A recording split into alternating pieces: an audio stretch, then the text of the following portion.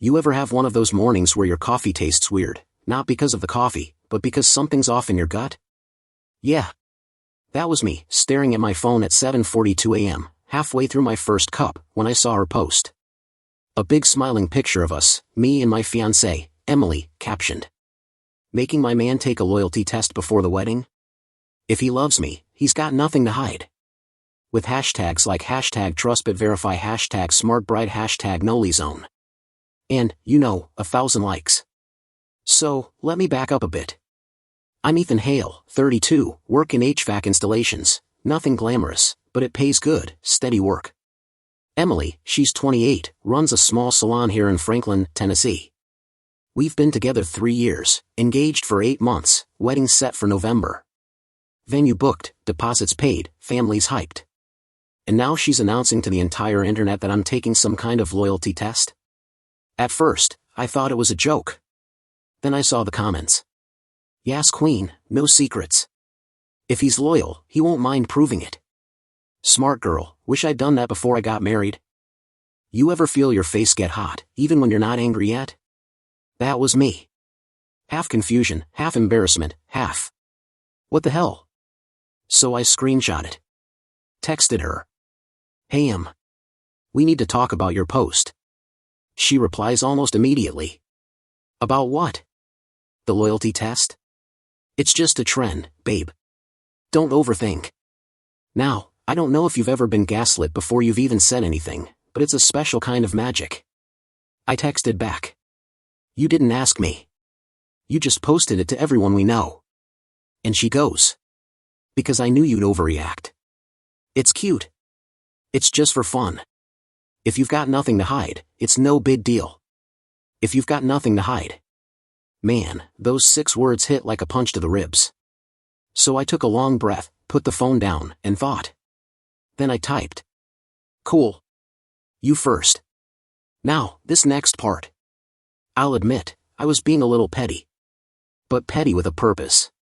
I googled relationship loyalty test Tennessee and found this private investigator firm out of downtown Nashville.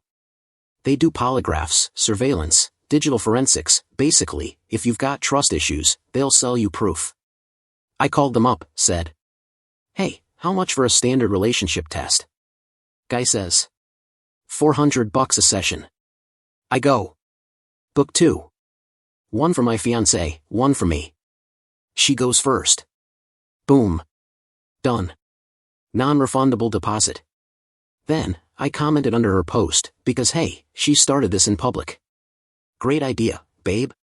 Just scheduled appointments for both of us. You're up first. Led by example, ... She left that comment up for, maybe 5 minutes before deleting the whole post. Too late. Half our town had already seen it. That night, she came home late from her best friend's apartment. Why night? Walked in defensive before I even said a word. You really had to embarrass me online? I said, Emily, you posted it first. It was just a joke. Then why delete it? Because you're taking it too seriously. I kept my tone calm. If it's a joke, then no harm in doing it, right? You said only people with secrets need to worry. She crossed her arms. You're twisting things. I said, no, I'm matching your energy. That one always gets M. She glared, grabbed her purse, and said she was staying at her friend's. And I said, cool. But don't forget your appointment Saturday at 2. Next morning, I got a call at work. Unknown number. I pick up. Ethan Hale? This is Diane Sanders, Emily's mother. Oh boy. Now, Diane's one of those southern moms who smiles like she's auditioning for church choir but talks like she's holding a shotgun. Emily's very upset, Ethan. She said you're forcing her to take some ridiculous lie detector test. I said, ma'am, with all due respect, Emily announced to the internet that she was making me take one. She didn't mean it literally. It was for engagement, for fun. Yeah, well, I took her at her word. I paid for both tests. You're being cruel, son. Don't you think that's controlling? Actually, I said, it's the opposite. I'm just agreeing to equal terms. Pause. She's been nothing but faithful to you. Then it'll be the easiest test she ever takes. Click. She hung up. Saturday came fast. Emily barely spoke that morning.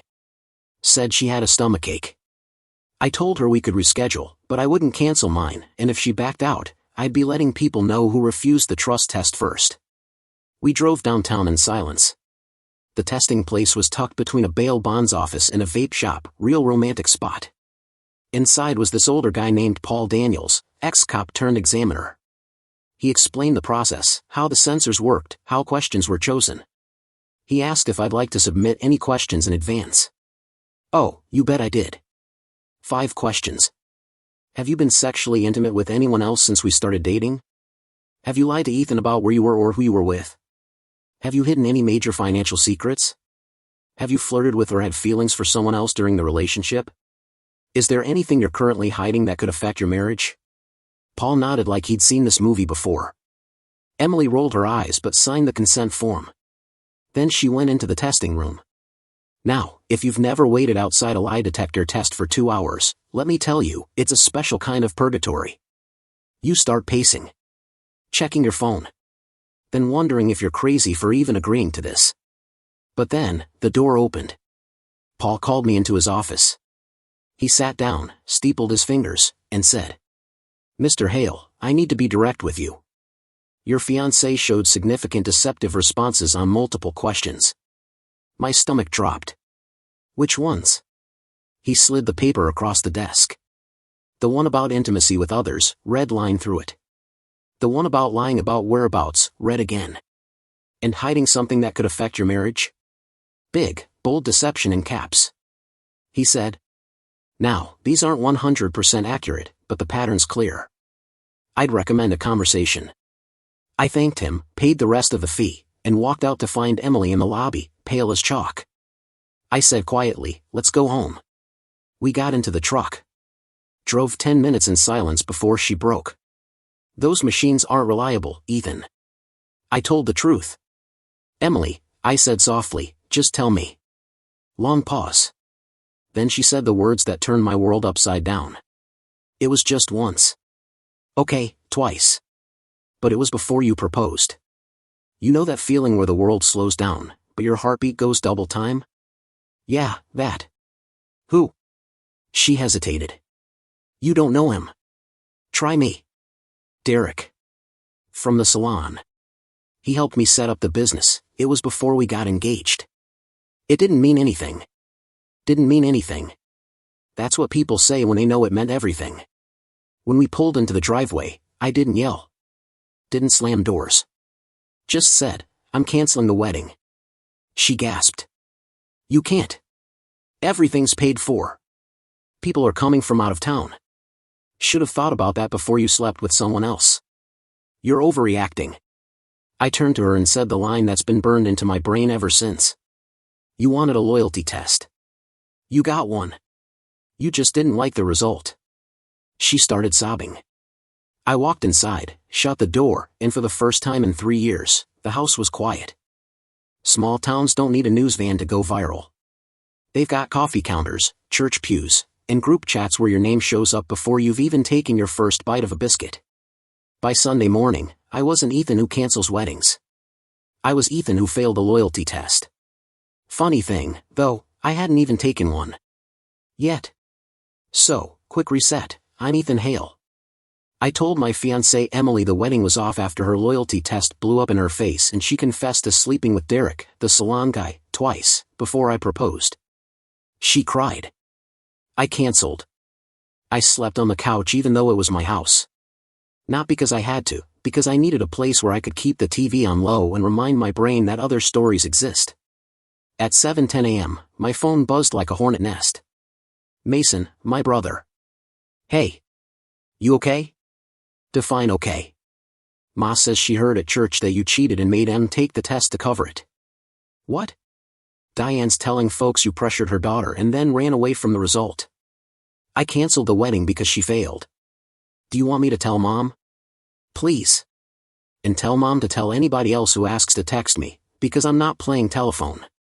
I tossed the phone down. It lit up again within seconds. "Haley, my friend from high school who now sells real estate. I'm Team You. But you're gonna want to see Em's story." I opened Instagram. There it was. A pastel background with a heartfelt caption. Sometimes love hurts. I wanted honesty before marriage. He couldn't give it. I tried my best. Pray for me. #healing #boundaries. No mention of her test. No mention of Derek. Just a fairy tale where I was the wolf. I stared at it long enough that the app asked if I needed a break. By noon, Diane, Emily's mom, rolled into my driveway in a white Lexus like she was here to deliver papers from the governor. She didn't knock. She rang, like pain comes with a doorbell. I opened up and she didn't waste a second. "Ethan, my daughter is a wreck." "I bet she is. You ambushed her with that circus. This is not how decent men behave." "Diane, she posted online that she was making me take the test. For engagement. For fun. You humiliated her. And now you're canceling the wedding like you have no respect for commitment." I had a flash of the deposit receipts on my desk. Trust me, I respect commitment. That's why I'm committed to not marrying someone who lies. She made one mistake years ago. Once, twice, years ago. Funny how timelines get stretchy when the truth is a moving target. Diane's jaw set like concrete. "You will pay half of all the wedding losses. It's the honorable thing." I pointed at the folders on the entryway table. Venues in my name. Caterer, too. Photographer, contract signed by me. DJ? Mine. I'll eat the losses. She can keep the hashtag. Diane's eyes went hot. "You'll regret this. Good women don't line up for men like you." I took a breath so I didn't say anything that would make me hate myself later. Respectfully, Diane, good women also don't announce loyalty tests like limited time coupons. She left with a huff, and I stood there in a house that suddenly sounded like a hallway. The next 48 hours were a parade of polite disasters. The venue, non-refundable. Caterer, we've ordered perishables, partial refund only. Photographer, I can return half. DJ, I'll refund all but the retainer. Florist, I'm so sorry, sweetheart. I can salvage some. Come by and we'll figure it out. When I totaled it, the number hit like a body shot. Not life-ruining, but enough to make you sit down and stare at carpet threads. I texted Emily a screenshot of the ledger with a single line. "I'm absorbing this. Please don't tell people I did you wrong." No reply. Instead, 3 hours later, she posted a black screen with text. "When men can't handle the truth, they weaponize money. I'll rebuild. I always do." You ever laugh out loud alone in a kitchen? Not a happy laugh. Oh wow, that's bold laugh. That was me, head in the fridge, staring at leftover barbecue and bad life choices. Monday at work, I was bending over an air handler in the attic of a 1960s ranch when my phone buzzed again. Unknown number. I let it go to voicemail. It buzzed again. Same number.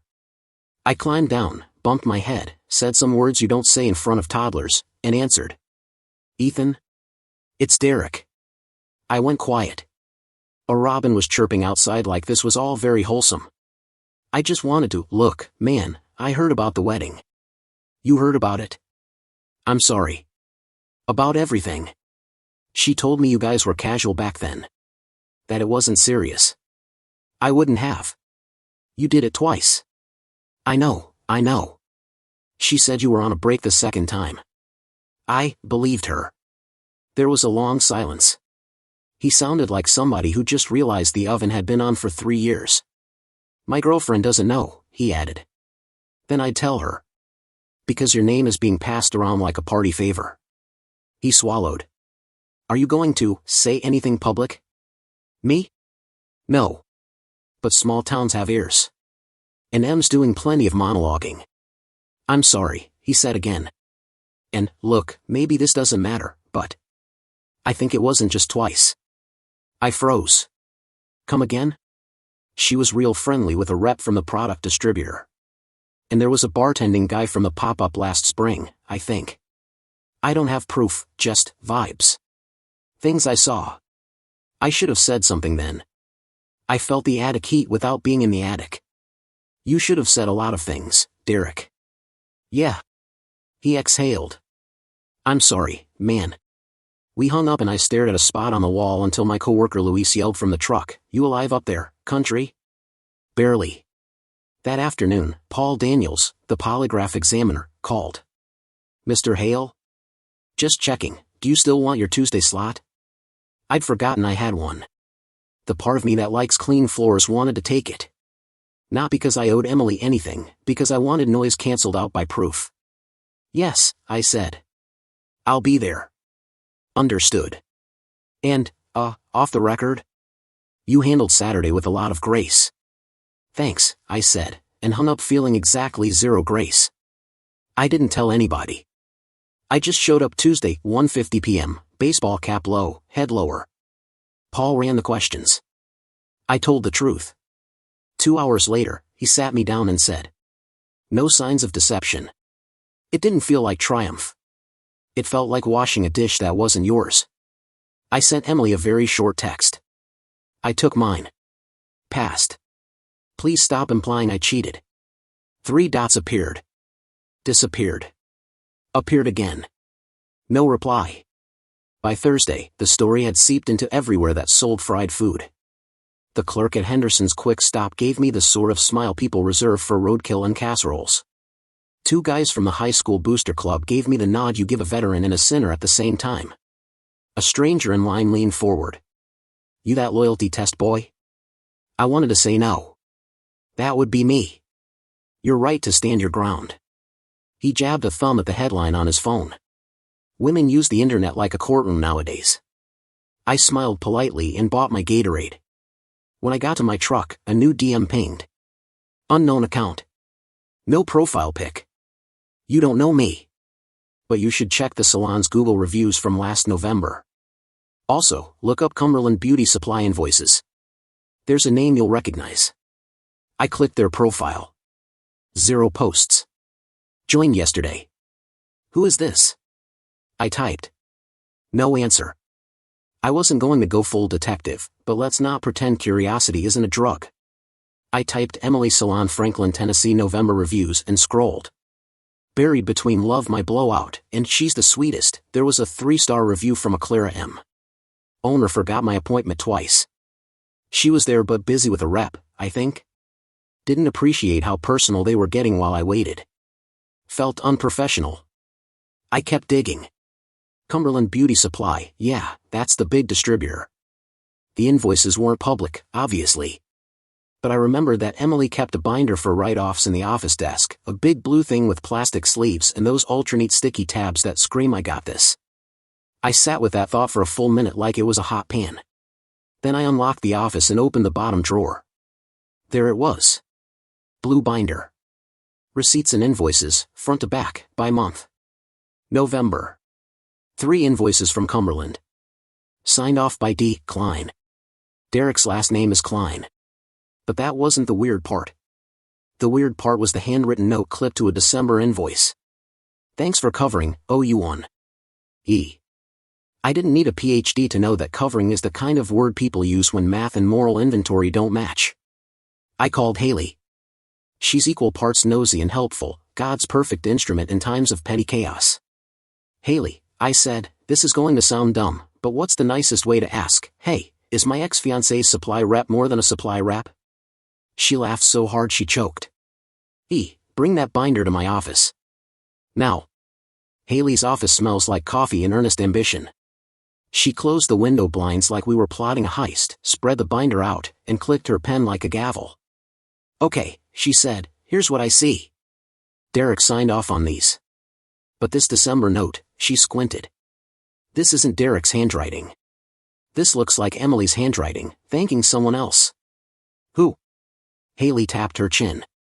"Cumberland's got 2 reps who call on small salons, Derek, and, wait, no, Derek is the assistant. The main rep is Cole." My stomach did a little roller coaster. "Not that name." She nodded, lips pursed. "Different Cole. Cole Ramsey. Married. 2 kids. Baseball coach energy.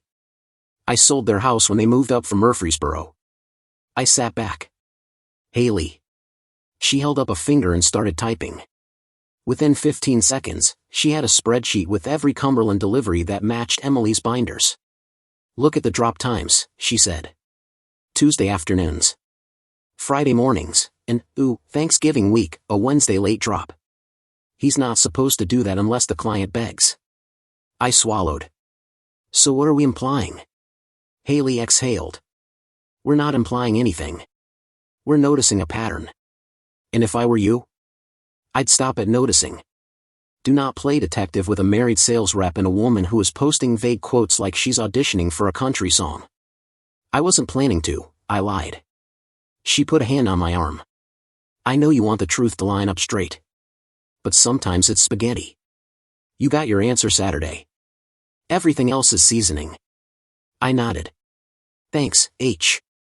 Also, she whispered, I heard from 3 different people at Pilates that Diane is telling folks your test showed deception, but you talked the man into changing the result. I blinked twice. What? She said you knew a guy and manipulated the machine. Honey. I can't decide if that's sad or creative. I laughed, once sharp. All right. Gloves off. She raised a brow. Meaning? I'm not going to drag Emily. But I am going to put facts in one place, and if people ask, they can find them. Haley folded her arms. Keep it clean, E. You're the guy who doesn't put trash in the creek. Don't start now. I won't. That night, I sat at my kitchen table and wrote the simple, boring truth, the kind that doesn't get likes but does age well. To family and friends, I put it on a private link, not public. Emily posted about making me take a loyalty test. I asked that we both take one. She took it Saturday and admitted to sleeping with someone from work twice. I canceled the wedding. I took my test Tuesday and passed. I'm paying the event losses, please cancel travel. I'm not discussing details further. Please be kind to both of us. I sent the link to my mom, brother, aunt, 2 cousins, 4 close friends, and, yes, Diane. I braced. Responses trickled in. We love you, praying for you, proud of how you're handling this. Small mercies. From Diane? Your truth is convenient. God sees all. I typed, deleted, retyped, deleted again. Then I sent nothing. Sometimes silence is better than winning. By the weekend, the town had picked sides the way SEC fans pick Saturdays. At Pickett's Diner, 2 booths over, a lady I barely knew said, men should be able to handle a simple test. The waitress, a girl I'd seen grow up, whispered, I'm sorry. I left a tip that felt like a bruise and walked out into heat and sunlight and the sound of Dad's loading baseball gear. At home, an envelope sat on my doormat. No return address. Inside, a photocopy of a Cumberland delivery log I'd never seen. Circled in pink highlighter, private after-hours drop. Client requested. The signature line had a scribble that didn't match Derek's or the clean Cole Ramsey I'd found on Google. And in the corner, you could faintly see a sticky note shadow, like somebody had pulled it off before copying. I felt a choice rip open inside me. Turn this into a crusade, or let it be a chapter that already told me what I needed. I poured a glass of water and stared out the window until it got warm. At 9:14 p.m., my phone buzzed with a number I recognized from church bulletins and raffle tickets, Cole Ramsey. I answered. Cole. He cleared his throat. Evening, Ethan. This is probably awkward. Little bit. I heard my company's name has wandered into your situation. I'm calling as a courtesy. I don't want my family touched by rumors that aren't true. I walked into the yard where the neighbors couldn't hear. I have a copy of an after-hours drop log with a signature I can't place, I said. I have no intention of posting it. I didn't post anything. But if folks ask me whether I know more, I'm going to say I don't. Because I don't. Appreciated, he said. Then, softer, I did make 1 after-hours delivery in November at her request. Inventory issue. That's all. Okay, I said. Understood. We both knew we were stacking bricks on air. He went on, voice low. For what it's worth, I'm sorry you're going through this. Mine almost fell apart once because of lies, and I wouldn't wish that on anybody. Thanks, I said. I'm sorry for your almost. We hung up with that weird politeness men use when nobody wants to cry on a phone. Sunday morning, Pastor Glenn shook my hand a little too long. Son, adversity reveals character. Trying to have some, I said. He smiled. You do. Then he leaned in. Let God handle the scoreboard. I nodded, sat with my mom, sang and with a voice that didn't quite show up. After service, a woman in a floral dress hugged me like I'd suffered a natural disaster. Bless your heart, she whispered, which in Tennessee can mean 4 different things. I took the kind one. When I got home, there was a single text from Emily. No heart emojis. No paragraphs. Just, can we talk? It sat there like a snake sunbathing on a path. I typed. About what? About how we tell people. I stared at that for a long time. Who is we after the we ends? We don't. You do you. I'm done talking publicly. 3 dots, stop. 3 dots, stop. Then. I'm sorry. I didn't know which part she meant. I didn't ask. I'll send a Venmo for my share of the florist, she added. Keep it, I wrote. Flowers are supposed to be pretty. Let this part be ugly and done. She replied with a single okay. That night, Luis brought over beer and wings and something better, silence without awkwardness. We watched a game we didn't care about and didn't talk about feelings like we were allergic. When he left, I cleaned up, stood at the sink, and felt something strange, space. Not joy. Not relief. Just room where noise had been. I was halfway to bed when my phone lit up the dark with one more message from the anonymous account. You should check her brick phone. The red one she keeps in the salon drawer. Password is the area code plus your house number. If it's not there, ask Christy. My heart did a small sprint and tripped. I typed, who are you? No reply. I put the phone down like it might bite. I could go look. I could also break my own promise to myself and turn this into a scavenger hunt for pain. I turned off the light, lay on my back, and stared at the ceiling fan blades. You know that feeling where the truth is a house with more rooms, and every door is unlocked? Yeah. That was me, deciding whether to keep walking. You ever have that itch in your chest that won't quit, the one that whispers, just one more look? That was me. Midnight. Ceiling fan spinning like a slow confession, anonymous message glowing on my nightstand. Check her red phone. The one in the salon drawer. Password is the area code plus your house number. I told myself I wouldn't do it. I wasn't that guy. Then I remembered the last 6 months, the hashtags, the lie detector, the public humiliation. By 12:15 a.m., I was in jeans and boots, keys in hand. The drive to Emily's salon took 12 minutes. Small town roads at night, quiet enough to hear your own second thoughts. The open sign was off, but I still had a key. She'd never asked for it back. Maybe she forgot. Maybe she assumed I'd never use it. Inside smelled like lavender spray and burnt hair, the perfume of lies wrapped in comfort. I walked to the back office. The drawers were labeled neat as a teacher's desk. Top drawer, receipts. Second drawer, supply lists. Bottom drawer, personal stuff, snacks, lipstick, half a bottle of perfume, and there it was. A red flip phone, older model. I sat in her chair. Typed in a code, 615, Nashville's area code, plus my house number. Unlocked on the first try. The inbox wasn't long, but what was there, yeah, it was enough. First text was 2 months old. Col.R. After hours tomorrow, okay? Same back in trance. Emily. Yeah. Bring what we talked about, winky face. Next one, same thread. You still thinking about me? You know I am. Don't text this phone unless it's after 10. Got it. Wish you'd answer the other one. Then photos, blurry, low light, but enough to tell it was him. One picture of a whiskey glass on her counter. Another of her handwriting on a sticky note, for C, only you get the good stuff. There was one voicemail too, dated the week before she posted the loyalty test. Hey, E. Just wanted to hear your voice. I missed a comm before all this. Don't forget Saturday. I didn't play it twice. I stared at that little red phone until the screen went black. I should have felt anger. Or heartbreak. But what I felt was clarity. Like someone just switched on the lights in a room I'd been stumbling through for years. I slid the phone back in the drawer. Didn't take pictures. Didn't forward anything. I didn't need more evidence.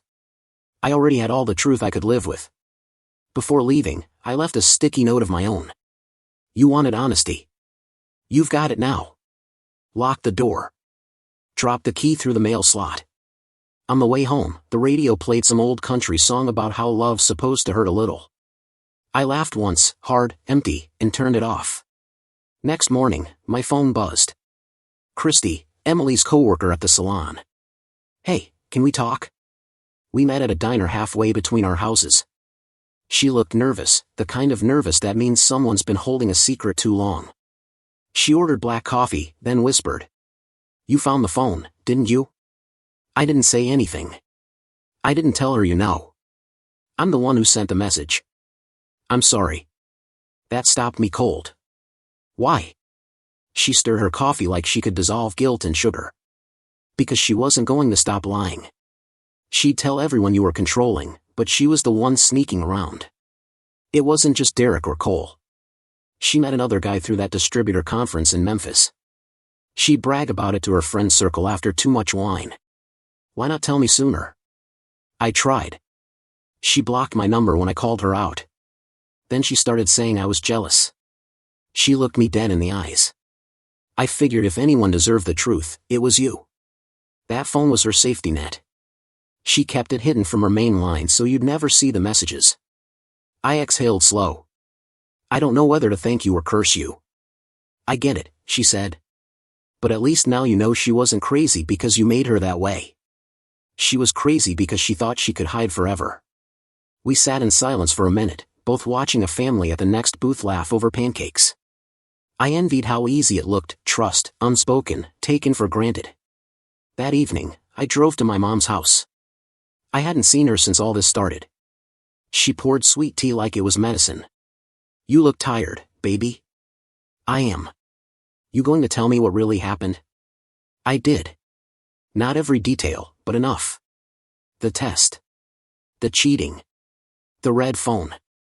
The people who wanted to rewrite it. She didn't interrupt once. Just nodded slow, eyes full of something softer than pity, something closer to sadness for the world itself. When I finished, she said. You did right. You didn't shame her. You didn't hit back online. You didn't go digging for revenge. Maybe I should have, I said quietly. No. You don't wrestle pigs, Ethan. You both get dirty and the pig likes it. That made me smile for the first time in days. The next morning, I woke up to a knock on my door. It was a delivery driver with a small cardboard box. No return address. Inside was the red phone, sealed in a Ziploc bag, and a folded note. I know you found it. I'm sorry. I don't know how to undo what I did. Please don't destroy it. I need to remember who I was when I lost everything. Emily. I stared at that note for a long time. Then I put the phone in my desk drawer, not to keep her secret, but to remind myself what it costs when truth becomes performance. A week passed. Small towns move on fast when the next scandal shows up. Someone's husband got caught stealing from the church fund, and suddenly my name wasn't the trending topic at Henderson's Market. Still, every time my phone buzzed, I felt a tiny twitch in my stomach, like muscle memory for betrayal. One night, Luis came over again.